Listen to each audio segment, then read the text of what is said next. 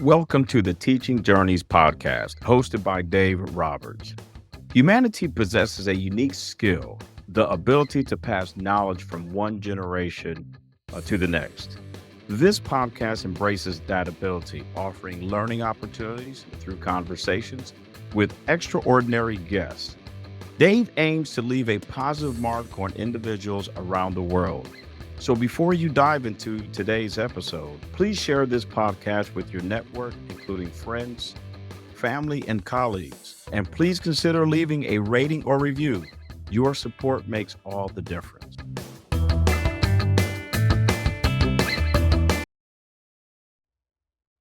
Hi, everyone, and welcome to another episode of the Teaching Journeys podcast.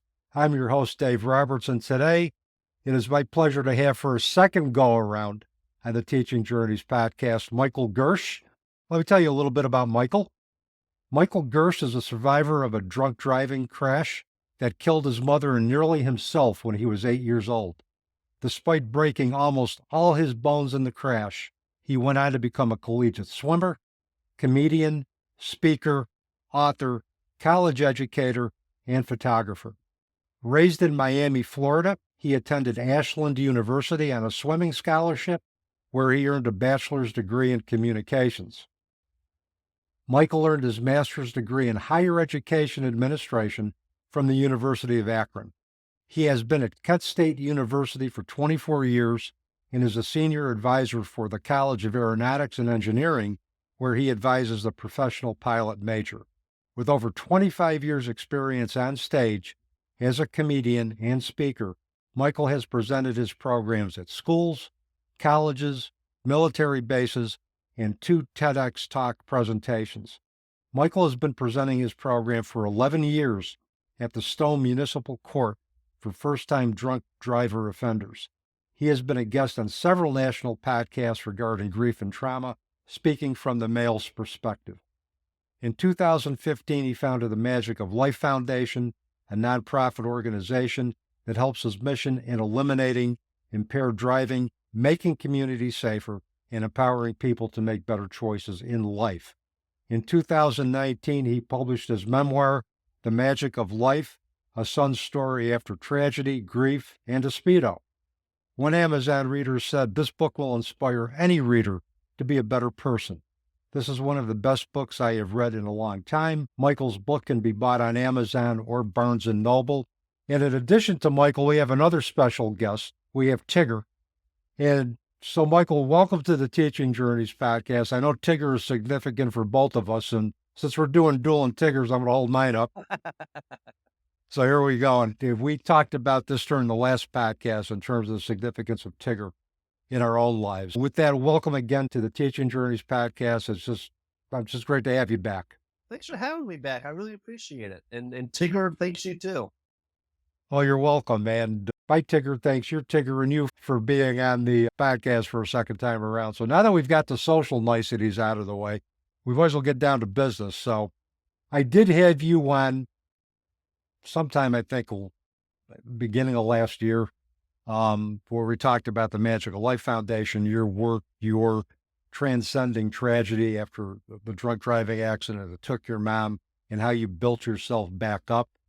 So, and again, what I'm going to do is in the program notes for this podcast, I will include the audio episode link for our first podcast so that if individuals want to get more of the backstory on you, they can do that. And I suspect some of the backstory is going to come out as we talk about your latest TED Talk, which is Saved by Our Connections. So tell the audience, tell our listeners, what's been going on since the last time we talked? What's new with you? I've been sitting here waiting for this one. Just me and Tigger, we ordered pizza, just waiting, and now here we are.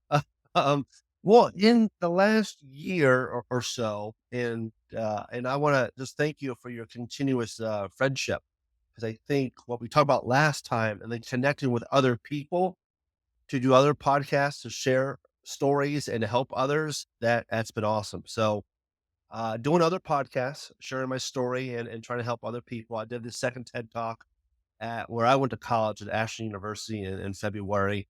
A lot more photography, which has been fantastic. I have an exhibit coming up next month in September at City Hall here in Cuyahoga Falls. So it's been pretty cool, and just trying to live a life and being happy and trying to shed some pounds that I can never escape, and just enjoy life and and try to make a difference while doing it. Yeah, and I think a lot of times, particularly in these times that we're facing, it's difficult for a lot of individuals, I think, to embrace the joy in life, but we really have to consciously do that.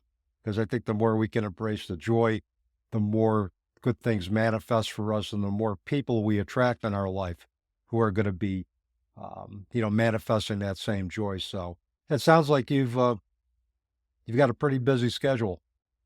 Sometimes, but there are times where I like my afternoon naps on the weekends, and we all need to reset and do that. So, but between the things I enjoy doing, whether it's stand-up comedy, I'm working this weekend at a club here in town, trying to perform and the programs. I think there's still enough time to just take a moment and breathe, and I also enjoy that part.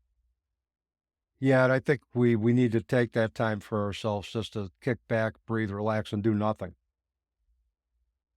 Tell me, Michael, what inspired the creation of your Saved by Connection TED Talk? Why now? Why was this important for you to bring this out now?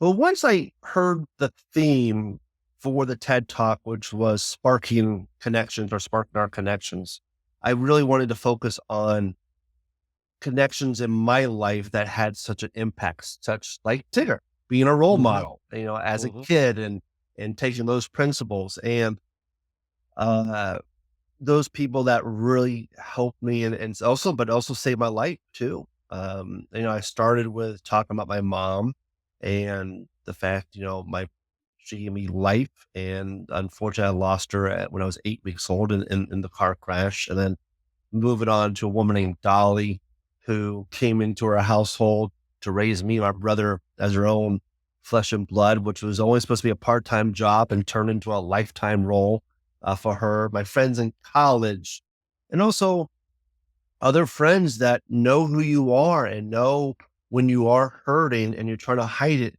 especially for men. When we try to hide that pain, my friend Ray, who is I'm going to call her one of my best friends and also my personal photographer. When she was taking pictures of me at a fundraiser for the Magical Life Foundation, and she said, "We can't use these photos because you have sad eyes."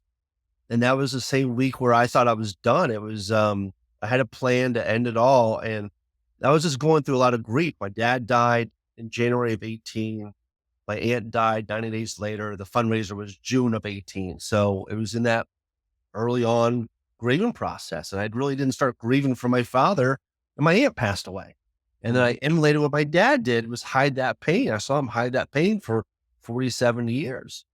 And that same week, it was the same week that Robin Williams passed away from suicide.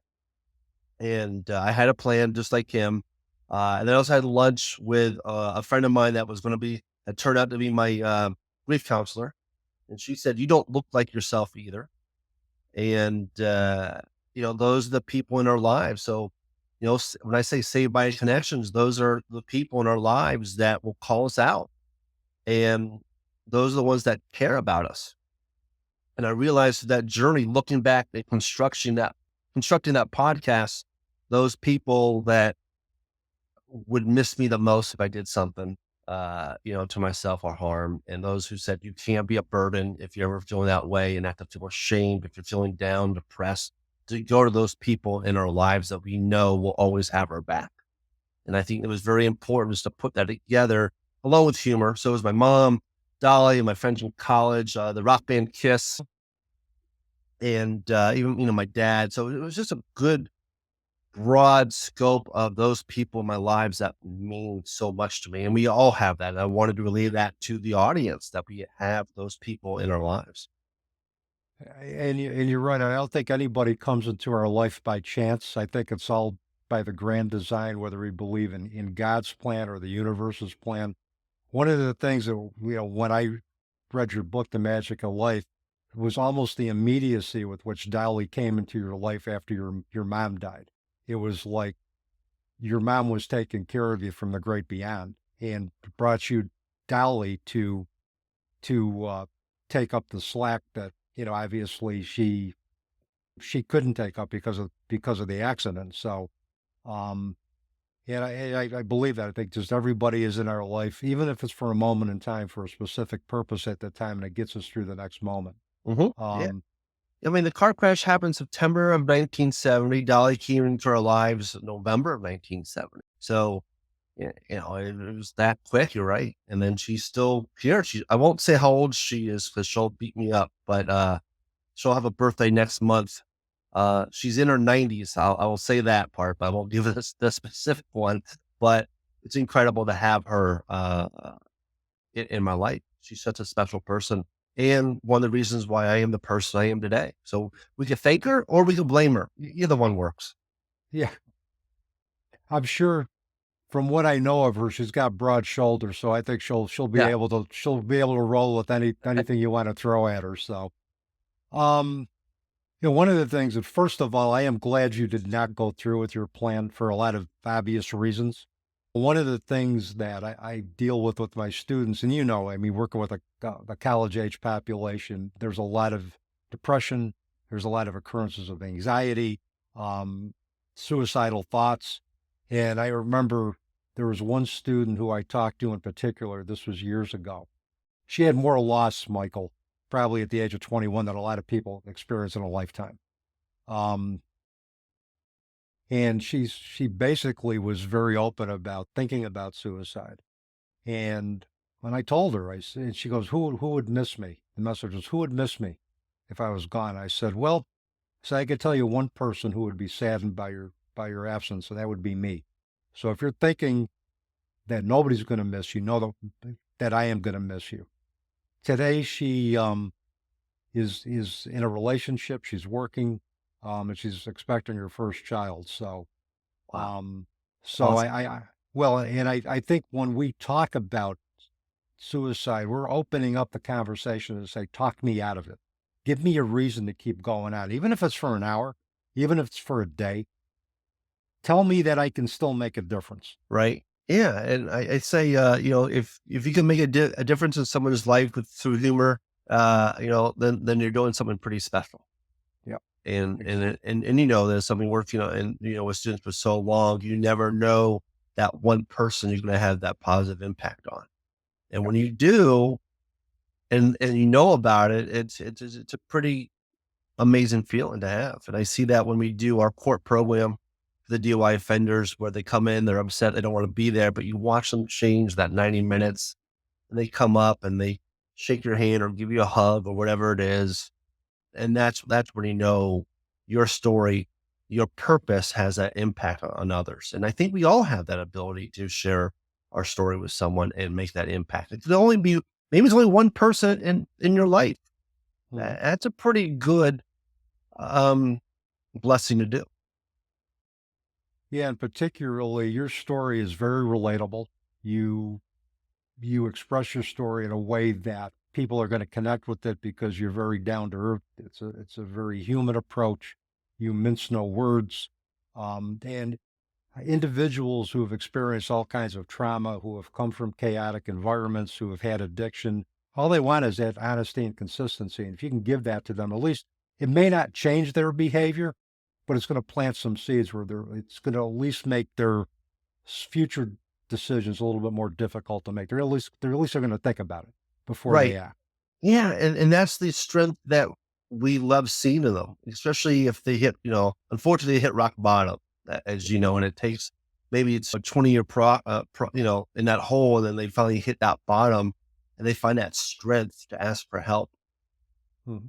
That's amazing. And to find that strength in myself to ask for help was probably the best thing I ever did.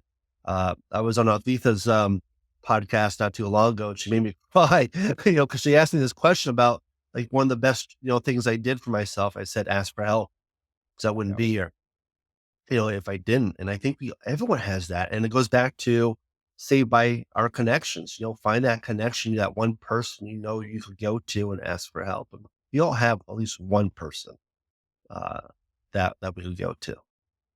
Was there any one connection that stands out that facilitated the way the way for you or paved the way for you to ask for help? Or was it all of your connections in general in combination that help you break that barrier? The biggest two on that day was Dolly and my brother, because I said I can't send them back to the cemetery 3 times within 6 months.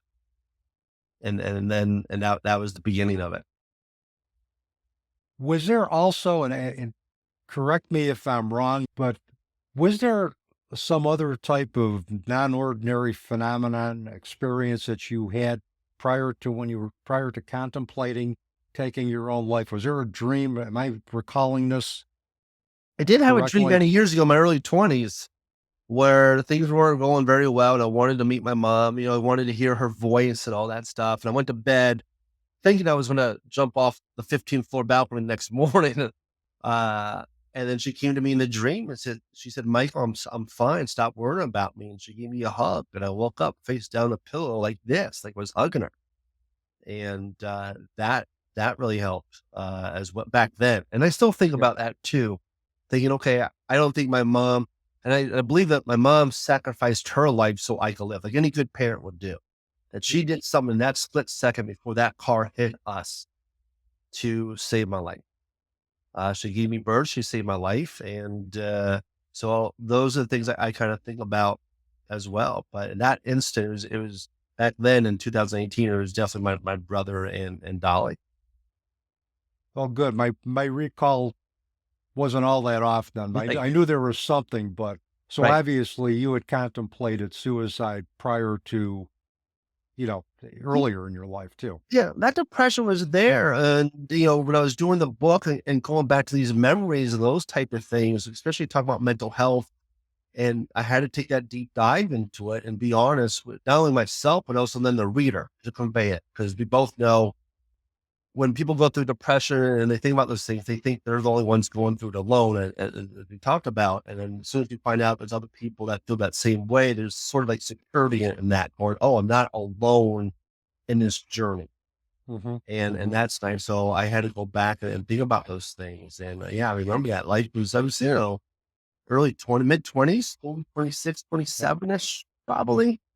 Um, it was just one of those things. And, as an infant, at the time of the crash and growing up, not hearing my mom's voice and, all those type of things, or laugh. And as a comedian, I made many people laugh, but the one laugh I never heard was my mom.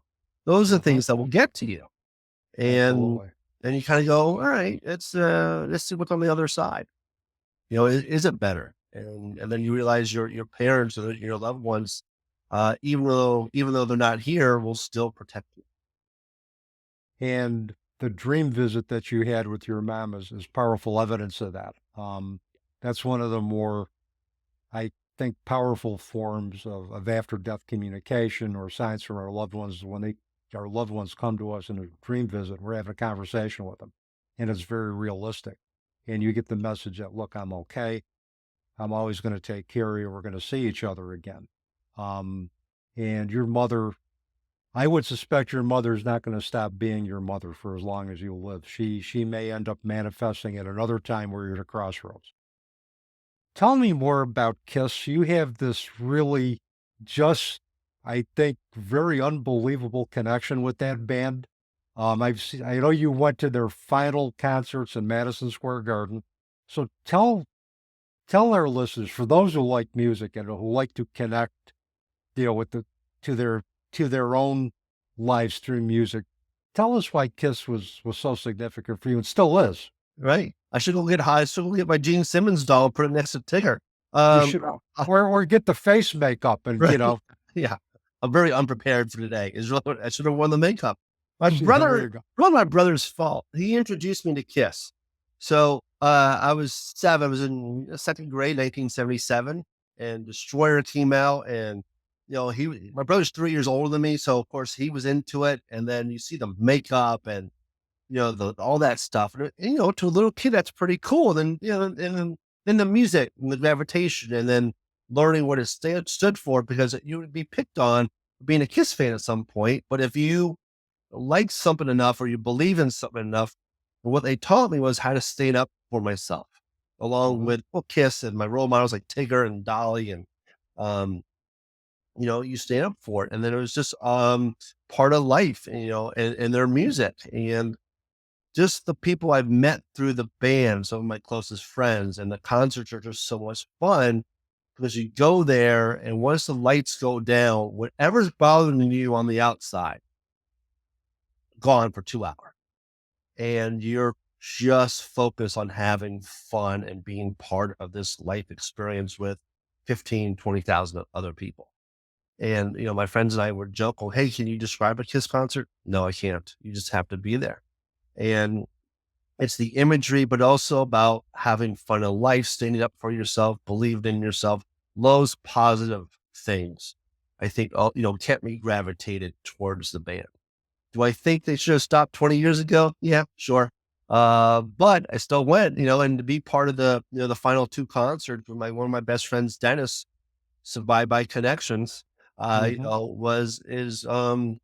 if I could put it into words. It was just very special to do that with one of my best friends who used to make fun of me for being a Kiss fan in college. So I kind of turned him around towards that. But you're part of that culture. And, it's all different than being, a football fan of your favorite team. You know, um, the Steelers will make fun of the Browns and vice versa, but you stand up for what you believe in. And that was one of the things that Kiss taught me. And, the music is, for me, great. Not every song is great, right? But, you're not gonna like everything your favorite group does. But I think music means something to us in different ways. And I think that helps with like being down, depressed, whatever it is. It can lift our spirits up. And I think that's a beautiful thing about listening to your favorite band, singer, whoever. It will change our mood quite frequently. And I think that's pretty awesome. So, but also Gene Simmons being a role model, never did drugs or alcohol, and and you see what they did as like, okay, if he doesn't have to do that and be successful, then I could emulate that too, especially in the world of comedy, where Oh, there's yeah. a lot of alcohol and drugs. I love performing. I didn't like the lifestyle so much where you're out afterwards and you may be drinking with other comedians or, the audience members. And you see that through those eyes and kind of go, all right, if it worked for him, maybe he doesn't have to work, maybe the same thing for myself. So that kept me out in terms of, abusing myself with alcohol and drugs, but also my backstory too. But I think that was a positive influence, seeing that my entire life through the band. Yeah, and for me, it would be groups like the Wallflowers, Rush. Those were musicians that helped me during, as you're aware, the most challenging time of my life. After my daughter Janine, and I call it transition to a new existence. When she was 18 years old, and music provided me a lot of comfort. It allowed me to connect to my emotions. It allowed me to put, a voice to what I was feeling at that particular time or what I was thinking. It influenced a lot of the writing I was doing at the time. Um, but when you go to a concert as well, you're connecting to a community. You're talking 15,000 to 20,000 people who share that same passion for a particular band, whether it be Kiss or The Who or the Rolling Stones. And you want to talk about being connected to something greater than yourself. Go to a rock concert and you can really connect to that is something that is beyond ourselves, that is awe-inspiring, and connecting to something greater than ourselves, connecting to that type of community, I think helps us get through any kind of tragedy, however we define tragedy. Yeah. And there's that energy at any concert, I guess. Even like, look at what Taylor Swift's doing, that Yep. energy to release, and that whatever's, say the negative energy walking in and you release it all, and you feel exhausted after a concert and you leave and you're smiling and you look like other people. You don't have to say a thing, but you see the happiness in each other's eyes. Yep. That's awesome. You don't have to communicate. You don't have to do any verbal communication. You just kind of go, you look at them going, okay, that was well worth it. And I feel much better. Yep. Um, for me, one of the greatest moments I had at a rock concert was watching Neil Peart of Rush do a drum solo. I mean, that'll be forever etched in my memory. Because for me, he was the the best drummer of my generation. So, but it's those moments, and those moments add up that help us get through the tough moments. Yep. Oh yeah. Talk to us about, from your perspective, what is the difference between how males handle grief, handle tragedy, and our female counterparts? Women are much better at releasing, I'll say releasing the information a lot easier, because I think the social norms are like that, right? Men are supposed to be taught stoic.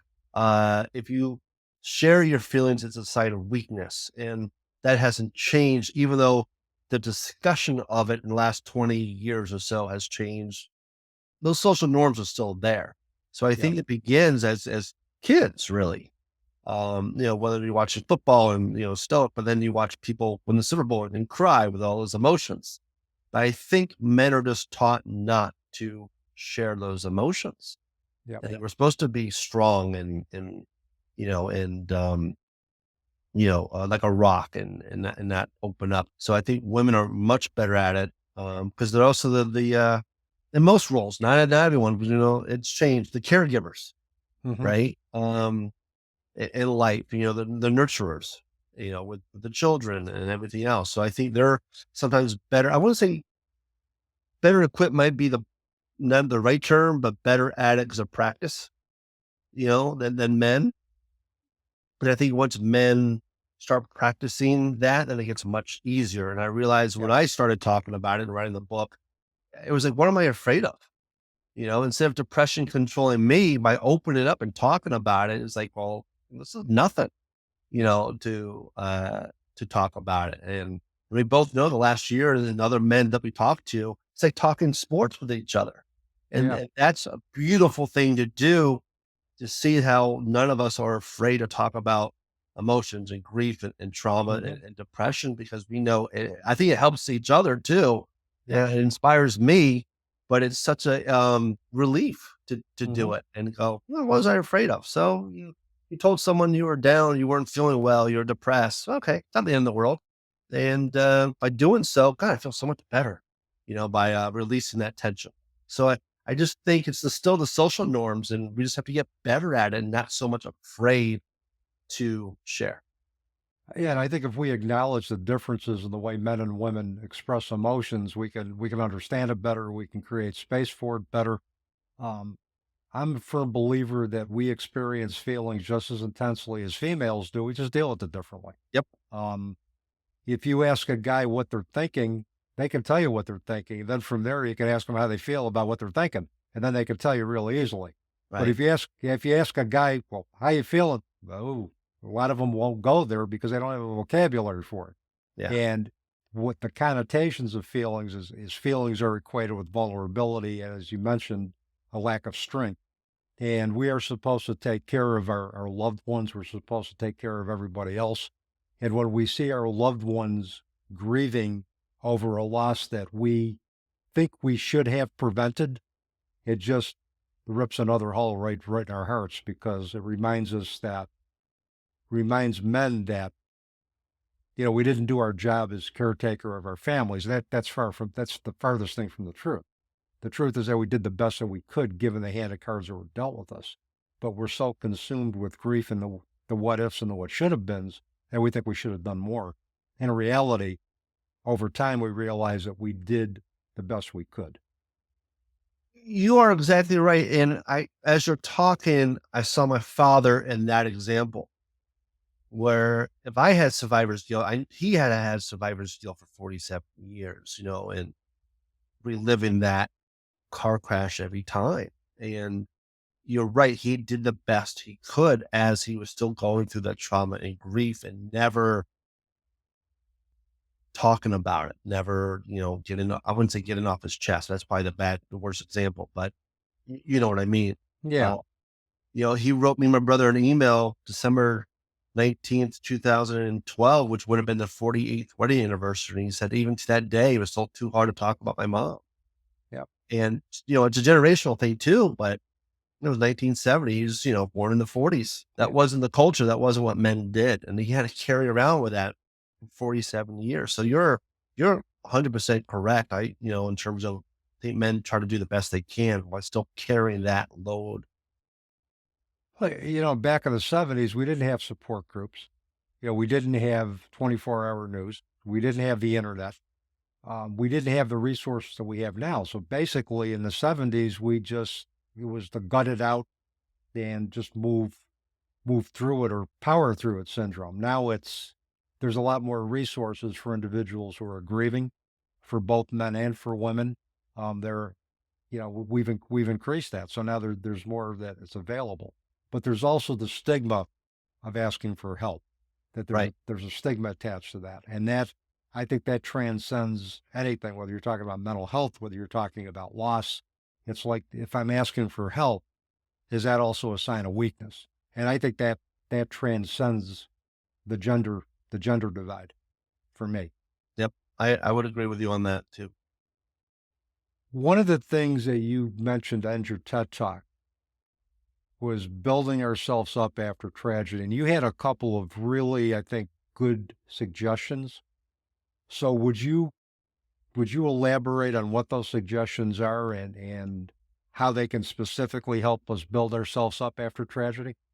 I probably should have watched the TED Talk again to remember what the heck it was. I think it was about keeping your sense of humor was one of them, and being it. Yeah, so I think keeping that sense of humor is important because humor and laughing is a healthy way to cope instead of trying to abuse yourself with alcohol or drugs. If you can still laugh at this, whatever this is, I think that is a key to being healthy, and that's sort of like recovery type of stuff.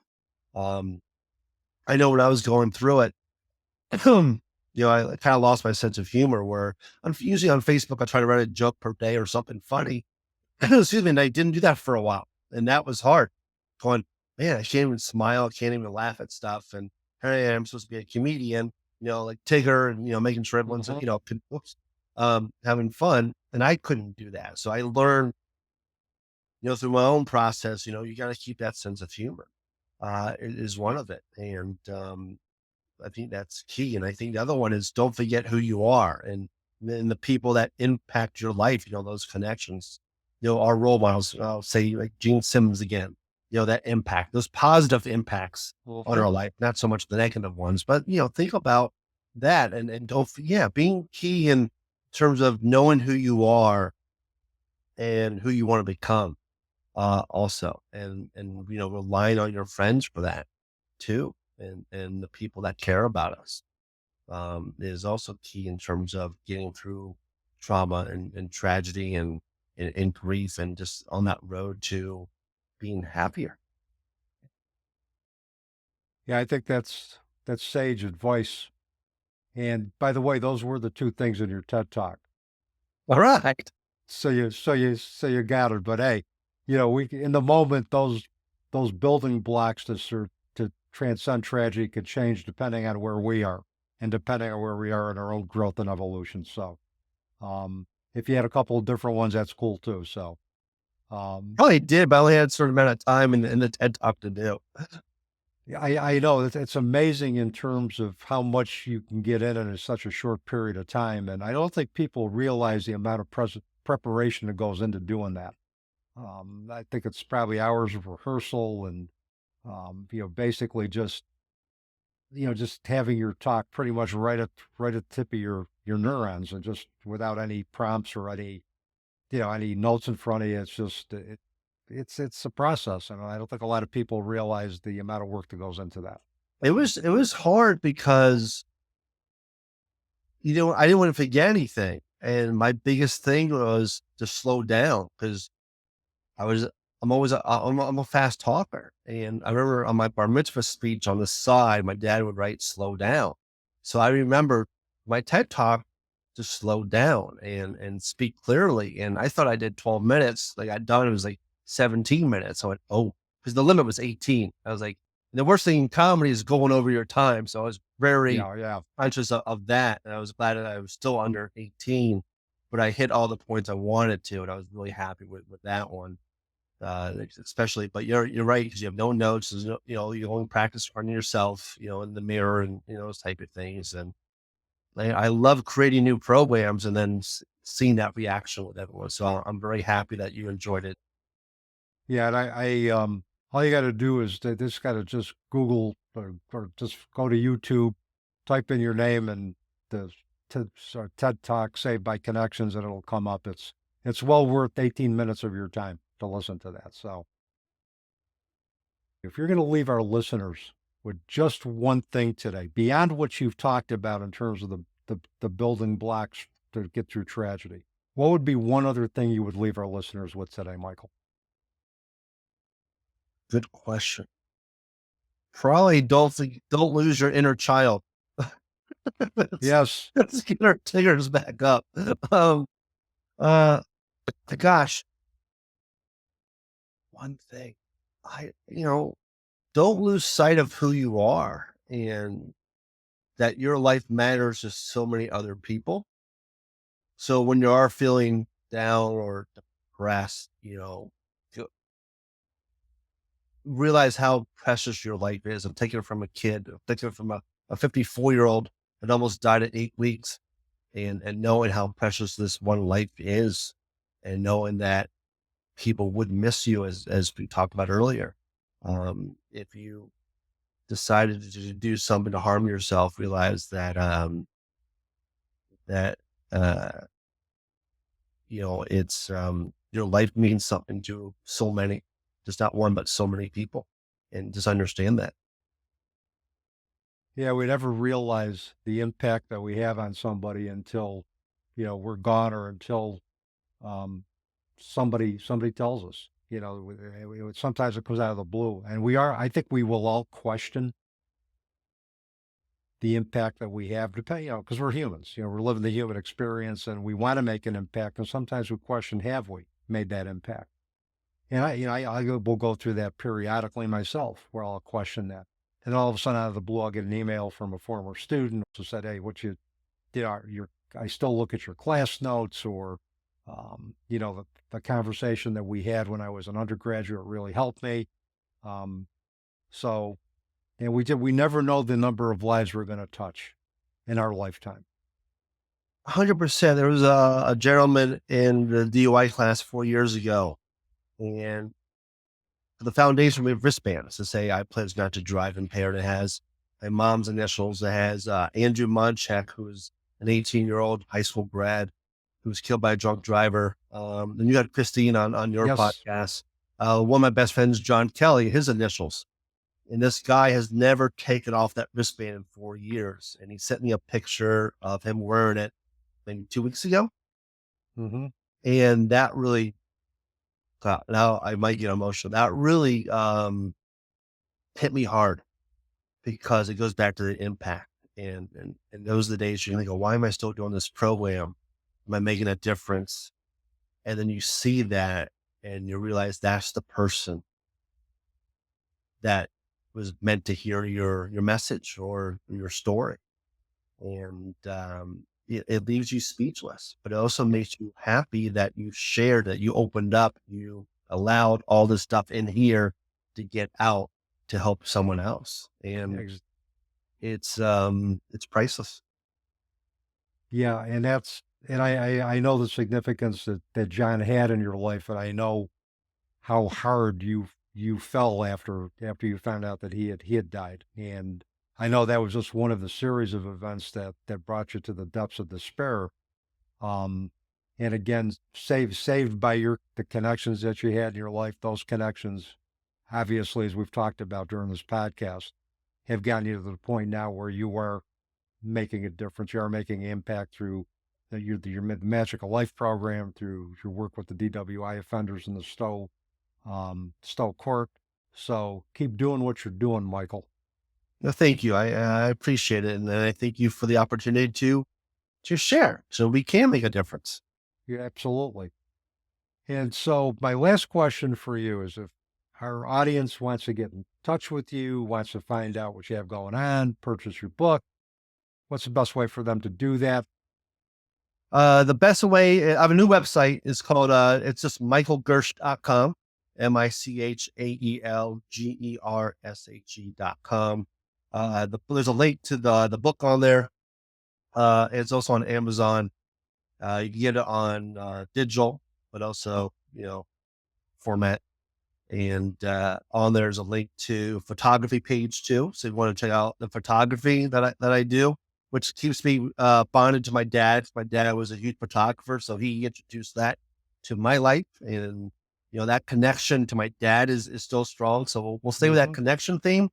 But there's Fine Art America, where you can see my photography, Instagram. But if you go to michaelgershe.com, you'll see the links to Facebook, LinkedIn, photography, Instagram, and that's one way to get a hold of me.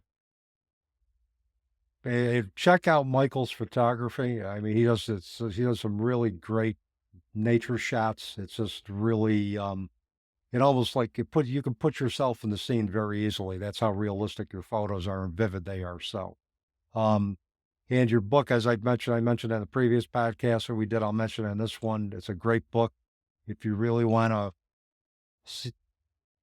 hear the story of somebody who really literally brought himself back from the depths of despair and transcended multiple losses in his life and did it with humor, with grace, and with dignity, Magical Life is the book for you. So,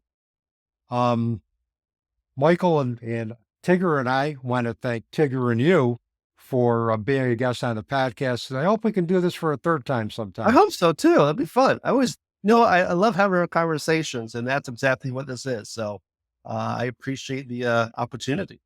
Oh, anytime. And thank you for spending time with me and my listeners today. And with that, that is a wrap on another episode of the Teaching Journeys podcast.